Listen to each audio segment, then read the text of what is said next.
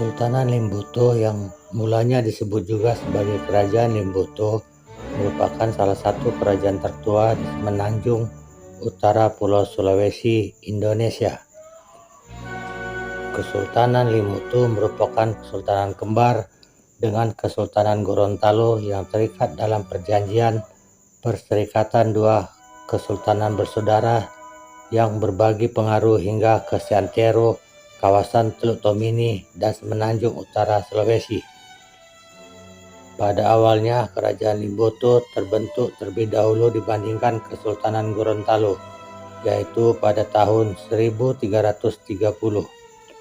Luas wilayah Kesultanan Limbuto meliputi tengah semenanjung Gorontalo hingga ke bagian utara atau kini bagian dari Kabupaten Gorontalo Utara. Kesultanan Limbuto bersama dengan Kesultanan Gorontalo turut menjadi pusat penyebaran Islam dan perdagangan yang paling disegani dan berpengaruh.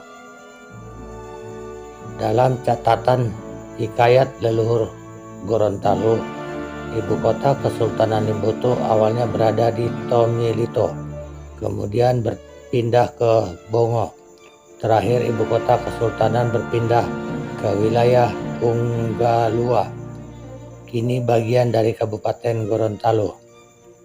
Berpindah-pindahnya lokasi ibu kota kesultanan ini biasanya mengikuti domisili sultan atau raja yang terpilih. Reruntuhan istana Kesultanan Limbuto sendiri dipastikan telah hancur karena kondisi alam atau ditinggalkan saat penjajah Belanda datang ke tanah Gorontalo. Saat ini replika istana Kesultanan Limbuto dapat dijumpai di pusat kota Limbuto yang dikenal dengan nama Bantayo Pohboide.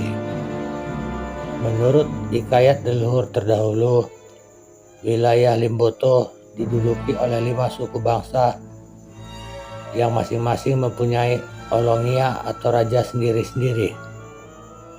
Kerajaan-kerajaan kecil atau Pohalaa inilah yang kemudian membentuk Kerajaan Limbuto pada tahun 1330 dengan raja pertamanya bernama Mainua.